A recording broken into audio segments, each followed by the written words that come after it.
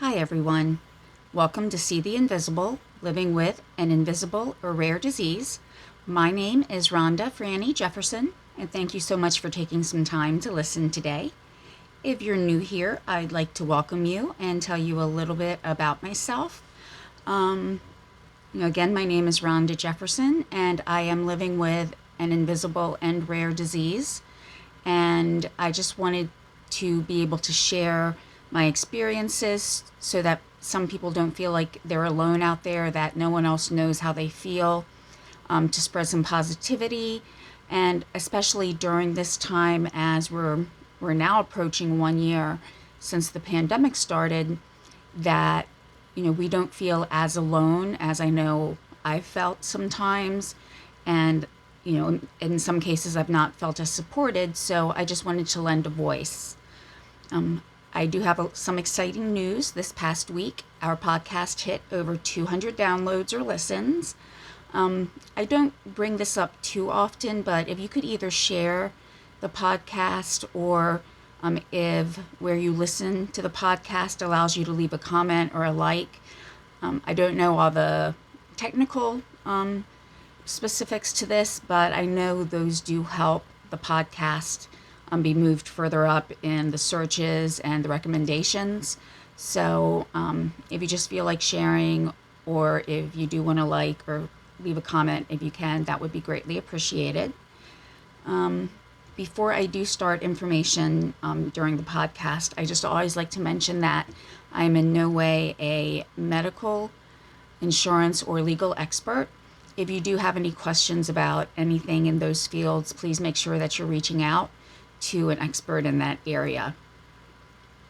So just to catch you up, over the last 2 weeks, I've been kind of looking at a history of the influenza from 1918 to 1920 and comparing that to today. And so the last 2 episodes were really a lot of history. This episode will, in some cases, repeat or reiterate some of the facts that were mentioned during the first 2 podcasts. But this particular episode is going to focus a lot on technology. And so we're going to start with one thing regarding the 1918 to 1920 influenza. But when we look at it, there really wasn't a lot of technology per se, especially as compared to today. For the purposes of accuracy, I will be calling the influenza from 1918 either the 1918 influenza or 1918 flu, as it was misnamed the Spanish flu. So this way we're keeping it just a little bit more accurate. So again, during that time period, there was very little technology. Really the main thing was, a lot of people could see the newspapers, but thinking back to it, I have to realize that at that particular time, not everybody could read or read English. New York and Chicago, some of the bigger cities, did have many immigrants coming through who would not necessarily be able to read the newspapers in English, and they would have to rely on friends or family who could to be able to provide the information that was needed. Mainly too, the socioeconomic standards for many of the working classes, it can only be really described as a tenement with shared toilets, sometimes shared bathing facilities, and a lot of times having more than one generation or even having multiple families live in one apartment. Few families really had the means to call a doctor by a telephone when they needed help. They would have to send someone, whereas someone in a higher socioeconomic status might have access to that telephone or to better medical care than those that were considered the working class. What we know about hygiene now seems very basic to us too, but back then some of the ideas would actually be new as far as what we know about the spread of disease and what we need to do to try to keep things, to keep certain illnesses from spreading. So really there was a great divide, even though there's still one now, as far as access to health care. Back during the 1918 flu, that gap was in some ways even wider. And I did mention last time, too, that some schools remained open in the bigger cities because, while we were concerned today about being able to stay connected, to have our students be able to get the best possible education, in 1918, it was thought of almost as a refuge for the children to go to school because the sanitation was much better than it was where they actually lived. And again, I know I did go through some of this last week, but I think it's important to bring that back into what we're going to be talking about in the next few moments about that access. So, two, I want to make it clear that I'm in no way trying to say that or try to question the parenting of the children who did go to class back in 1918 or did go to school. They were struggling to provide a better life for their children, and that's something that we still see with people who come into the United States. So even though, even right now, there may not be the best health care, we still do have access to a lot of good health care comparatively. And if we were to look at today and then, of course, that's improved by leaps and bounds. So as I was reading about the 1918 flu and the conditions that some people were living in, I really thought that the families, they were really in an unfathomable position. But then I thought, well, really, shouldn't this have been something that we could expect? So first, I want to talk a little bit about communication and documentation. So looking back, the Spanish flu started in 1918 and ended sometime in 1920. So that's 100 years between 1920 and 2020. Between the pandemic from 1918 and the current one, there were cases of siblings who one died during the 1918 to 1920 flu, and someone had COVID-19 this year, the other sibling, even with one case being a twin dying in infancy and the remaining twin battling COVID-19. So there have been multiple cases about that. So these are people who did remember, or at least were told about the 1918 flu, because in many cases they were very, very young in order to have lived through both pandemics. But having it that close together where we can really look back and see people who were alive during the 1918 flu, shouldn't we have been more prepared? Also, looking over the past, say, 10 years, there's been some scares such as Ebola not too long ago, swine flu, which was a big concern the year that one of my sons was born, bird flu, SARS-1, just so many different precursors. I almost think, well, we should have been better prepared. So the sheer numbers, at least in the United States, didn't come anywhere close when we look at Ebola or swine flu. They're not compared, or they're not really comparable to what we're battling now. But having just those scares should have brought us to the point where we could have recognized that something could very quickly, gain traction and build up very quickly to the point where we were at in March of 2020. So looking at the technological advances between then and now, they're probably just uncountable. People, they didn't think of a TV at that time, that there would be a box in their house that they could turn on and watch entertainment, that they wouldn't have to go, to a playhouse and watch some type of show. They could watch it just in their homes. Whereas, today we have a little box that you can hold in your hand and you can communicate with your doctor or a friend that's across town or even across the world. And what I'm doing right now is even something that I wouldn't think that I could do 10 years ago.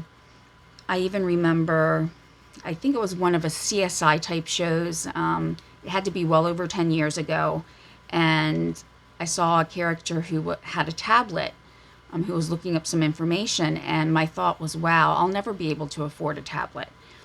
Well, I currently have one. So technology is advancing where it's becoming more affordable and more accessible. And just those numbers of advances each year just are growing exponentially. Looking at things as far as actually COVID-19, the testing itself, even just over the first few months, increased, or I should say the time frame decreased in how long it would take to get results back. It started out first where 7 to 10 days, where I had some friends who had to have the test, to where I had one done a few weeks ago. And I went through the drive-through at a local pharmacy, and within 2 days I got my results. And when my dad went to the hospital, I think it was in January, they did a quick test while I was there, but then they also did send out a test. But that just shows how quickly, the pharmaceutical companies or laboratory companies could advance and make that testing more accessible and, quicker, so that people could either stop quarantining, or they could continue to do so and make sure everybody who they come in contact with knew that they had it. So, looking at everything, regarding the testing, the pharmaceuticals, and with the last episode I did mention vaccines, there's not really a comparison.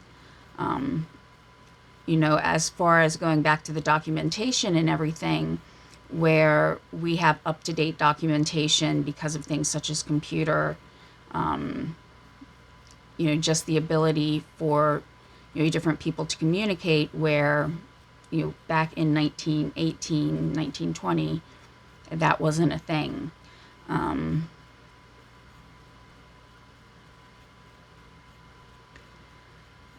But I think the biggest area where we should have been able to understand or comprehend that a pandemic could come about is travel. And again, I did touch on some of this last week as well, about cruises. They're being used for vacation as compared to being used for transportation. Airlines, where you can have someone in one country all the way around the world be in another part of the country, and there's no symptoms showing, but he or she could have come in contact with a few people who they transmitted the virus to. Those few people went out and they transmitted it to the point where, one person could lead to hundreds, if not thousands, of cases just because they were the point of first contact. We think about breathing and the virus being airborne, and there's been a lot of talk about masks, but we also need to think too, I thought about how many times do maybe I pick up a chip, or, someone offers me some popcorn, something like that, where I touch something and I didn't go to the sink and wash my hands first thing. I'll tell you right now, even though I've really just been in the house with my husband and kids, I am much more conscious of that, and I will do that now. But how many times throughout the day would we touch our face, touch our mouth, even if we're just thinking about something, where we put our hand up to our mouth? And then also our phones.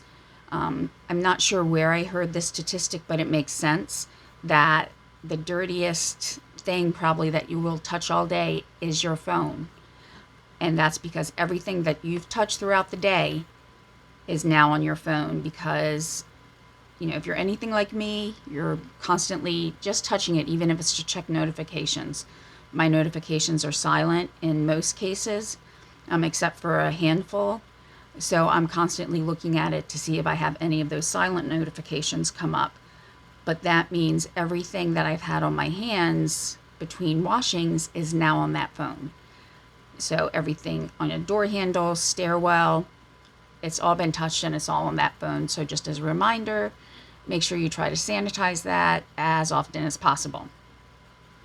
So going through any articles trying to see how technology has helped those who are disabled or have some type of underlying illness, that was really actually hard to find. When I first searched for it, and that was on Bing, that's what my default browser is, and I have a newer internet browser that won't let me change. Not going to name names of the type of browser, but when I first searched, I thought the search engine, when I saw it, it didn't have the word disability or illness in the search, and I thought, oh, well, how could I forget to, have included those words? Those were keywords. None of the articles then showed how technology was helping those with a disability or illness. But then when I searched again, it did the same thing. It was reverting back, and there was really no articles that were specifically towards that. Now, I did look at a couple articles last week, but that really wasn't directed or going towards what I'm looking at, this week. It was more of a broad overview. And the articles that I found this week, they were overviews more specifically on students, medical professionals, how technology was assisting in those areas, but not specifically with those with disabilities. The few examples of articles that I did find were more about AI, such as robots and drones being able to assist people, but even that was beyond just the pandemic. It was, also looking at things in the future, just as part of everyday life, trying to assist us. And these items were actually in the works even before the pandemic started last year. So I was really, really surprised, like I said, that I couldn't find that many articles about specifically how technology affects or is helping those with disabilities or, rare illnesses or any type of chronic illness. So really what I'm going to be looking at mostly is, just some experiences of my own. So with the illness that I have, I get flare-ups. So a few years ago, I was out on a medical leave and I was really struggling with some things. I would, not be able to breathe, have shortness of breath very, very quickly. Everything that I did exhausted me. And the idea of walking through a grocery store was just really, really daunting.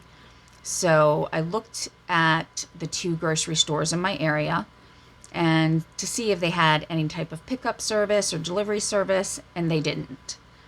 Well, thankfully, not too long after I searched for that, one of the supermarkets did. They started a pickup service that was free if you spent a certain amount, and since there's 4 people in my household, it was no problem reaching that amount. So sometimes my husband would pick it up for me because, there were days where I really didn't think I could even drive. And then not too long after that, the other grocery store in the area did also start working with a service so that they could have the pickup service, even though they did charge a fee for that. So, I was very, very grateful for those services, even though I knew sometimes it was harder for me to drive. I did have that support of my husband who, was able to go get the groceries when I needed him to. But I also, during that time, would help my aunt. She has hip problems and also arthritis, and I can't remember her exact age, but she's either in her late 70s or early 80s at that time. So, I would order groceries for her so that she didn't have to go through the stores. And so as I'm, working on notes for this episode, and looking at other issues that impact accessibility, my aunt did not know how to use a computer or use a smartphone. And my mother passed away a couple of years ago, and she would sometimes just say how frustrated she was because she would see a special on a TV commercial or something, but it was for online only, or certain coupons were only available online only, and she didn't think that was fair or right. And one time I did buy her just a very basic smartphone, and even then she only really used it for pictures and just very, very, very basic browsing. She didn't really do anything with that. So using or staying within the topic of how technology has impacted those with disabilities or illnesses during this time, I think we first have to look at, does everyone who needs the technology have access to it? One of the first things I do think about then is financial means. And that can also affect those who are considered more at risk, but not affect as many as what society deems to be young and healthy people. So, even if you just have a basic cell phone with, say, prepaid minutes, there's very limited, you usually have the limited data, and that means you don't have always the high-speed connection, you don't have that reliability, you don't necessarily have a way to have access to a hotspot or a way to connect, to the internet through your phone, but it's more of a secured and more stable system, and this was happening with families whose kids were being sent home, from school, and the school's closed, and they need to make sure that their child has equitable access. So I know that this episode or this podcast is for those who are living with an invisible or rare disease, but I'm putting this example in the forefront because this was the first thing that many people thought of when thinking about internet access was, for students. And as a mother myself, I know it was important for me. And thankfully, my son's school let us borrow a Chromebook because at the time we did not have a computer that would have been capable of, having the constant Zooms and the communication. So that was something I was really, really thankful for. But when we look at other people who may have limited access to that, we need to look at those who may have some type of disability or chronic illness. And that's for a couple of different reasons. But first and foremost would be finances.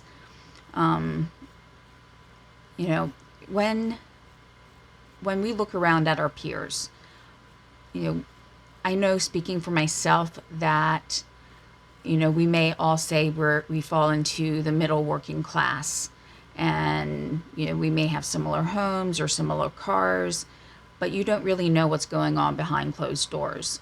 You don't know what some people may be struggling with, and you don't know what changes may have come about that make those people struggle. What I mean by that is, 10 years ago, again, I would never have thought that I'd be in the position I am now, where I have this chronic illness, where there's no cure, and where I know each year I'm going to have to meet my deductible and out-of-pocket costs before my insurance kicks in all the way. So what I'm actually bringing home is about $7,000 less than what it actually shows on paper. And that's just because I have to make sure that I get all of my deductibles, out-of-pocket costs, and even things that are not covered by insurance. So I do qualify for some types of assistance through the pharmaceutical manufacturers, but there's, like I said, other things that are not on things that are covered by insurance that I may sometimes need. So speaking specifically about the area where I live, there's really only primarily one internet cable provider. So pretty much there's a monopoly. It's not technically a monopoly, but it's a monopoly. And they did start to offer lower cost options for the internet when, the virtual schooling began.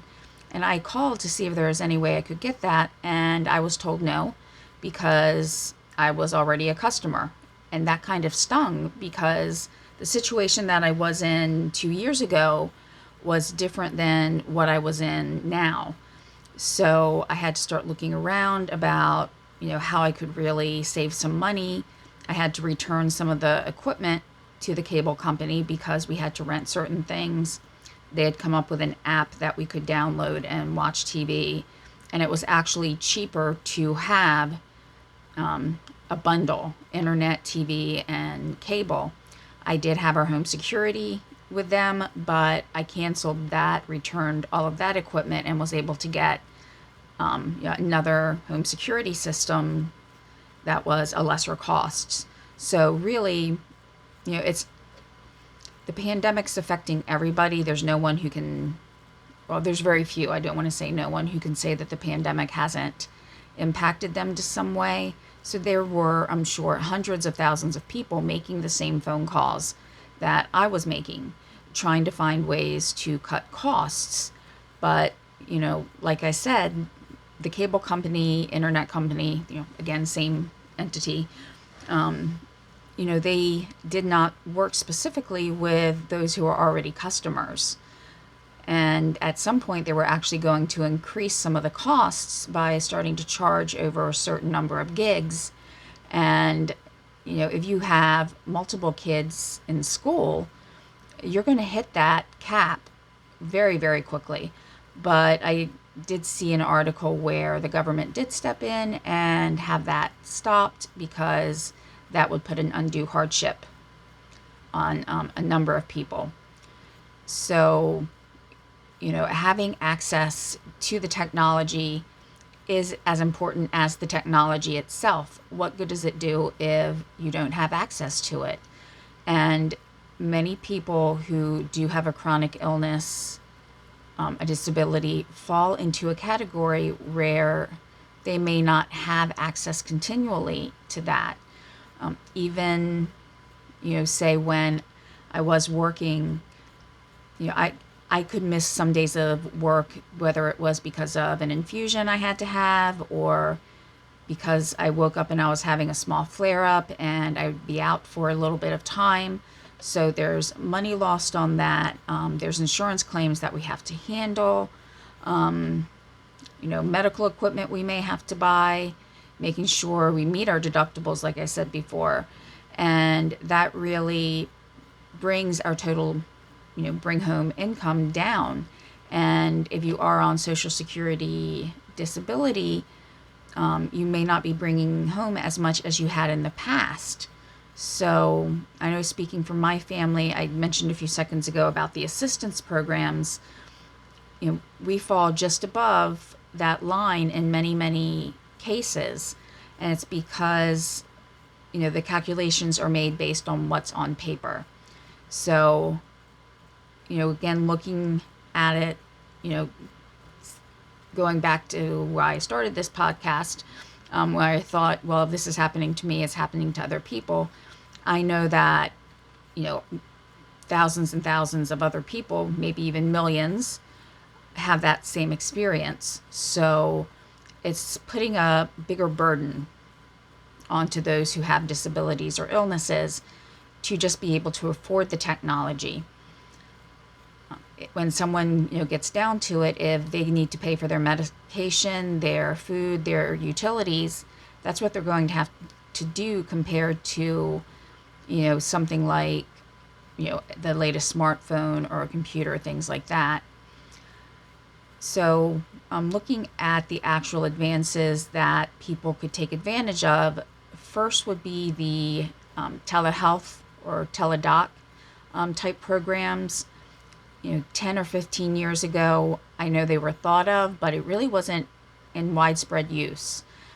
So with the pandemic, it really started the idea of using telehealth on a more regular basis.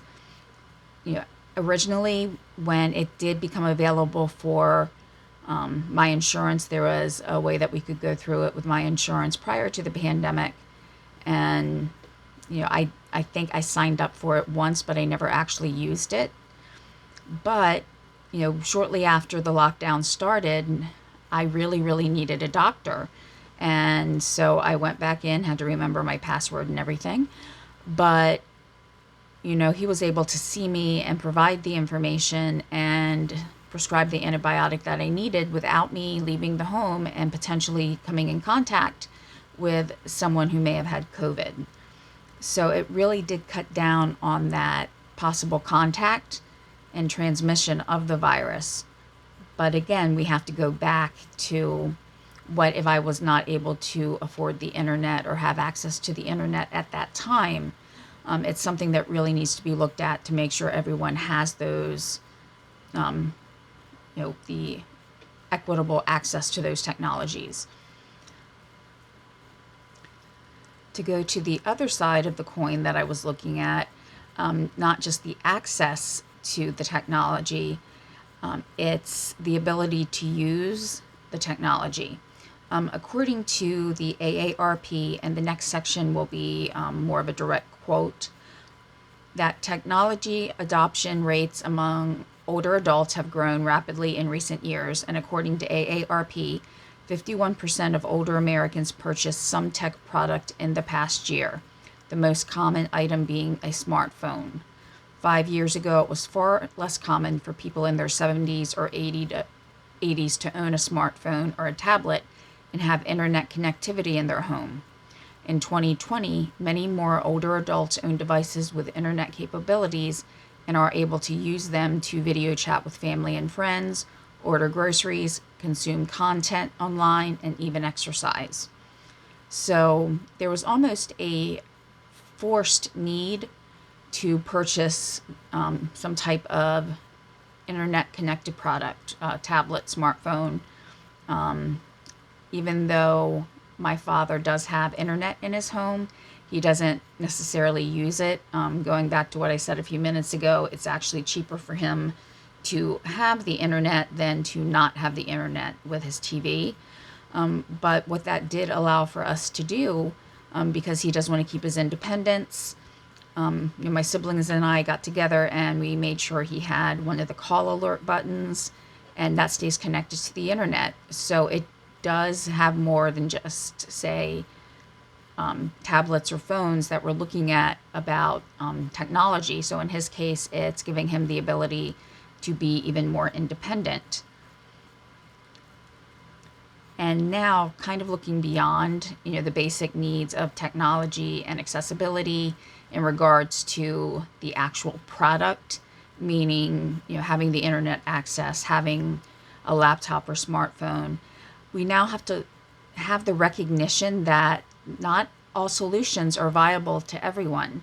So even though, I find it convenient to use the smartphone or a tablet in order to communicate with my doctor, some people may not be able to do so in just being able to pick it up and use it. There are I'm sorry, I can't speak today. There are ADA compliance rules for even things such as websites that really point out the needs for those that have some type of hearing or visual impairments. So I'm not going to read verbatim the requirements for the ADA websites or some of their technology solutions, because they may always change, but I'll leave a link so that, if you want to find out more information, you can. But things are always changing, so I do know, though, that there are some requirements that each website has to have to assist those that have hearing and visual impairments be able to get the news that they need, the information that they need, and be able to use the technological platforms that everybody else can. So I don't want to make the episode too long, so I do think I am going to go into a fourth episode with this. What the last couple topics I was going to look at were social media, misinformation that may come about from, I'm going to use the term overuse of technology. So just looking out really at social media and then also the changing work environments because of technology. And just that latter one will probably take quite a few minutes, and I don't want to get into the middle of it and need to stop. So we'll pick it up there next week. And what I'm looking at for the future past that is I'm not necessarily going to make more episodes specifically comparing the 1918 influenza to the pandemic today. But I do want to take further looks at technology, our reliance on them, pros and cons, things like that. And that's actually going to probably take a lot more research. So, I want to be more in depth on that. Also, I do want to take a look at how, going through the pandemic, how being on lockdown, how that's affecting our emotional and mental health. And I don't want that just to be like a one paragraph blurb in the middle of an episode. I really want to take the time that it needs to go through some of those aspects. So those are just a couple ideas I'm working on, in the near future. I do apologize if, I stumbled a little bit during this episode. I did start to have a little bit of a flare up this weekend, and so it was a little bit of a rougher weekend, and I didn't get to really work on this as much as I wanted to. During the weekend, I was able to look at some things and add some information today, and I wanted to get this out to everyone. But looking at it now, I do think that it's best to split it up into just one more episode, and then we'll move on from there to some of the other ideas. So, I really hope that everyone has a great week and everyone takes care. Please make sure that, we're staying vigilant. If you have the opportunity to get the vaccine, please make sure that you're looking into that, as hopefully then we'll be able to get back to normal as soon as possible. And I really want to thank you again for giving me the opportunity to share some of my experiences. And I hope, again, everybody has a good week. Take care, and I will talk to you next week. Bye-bye.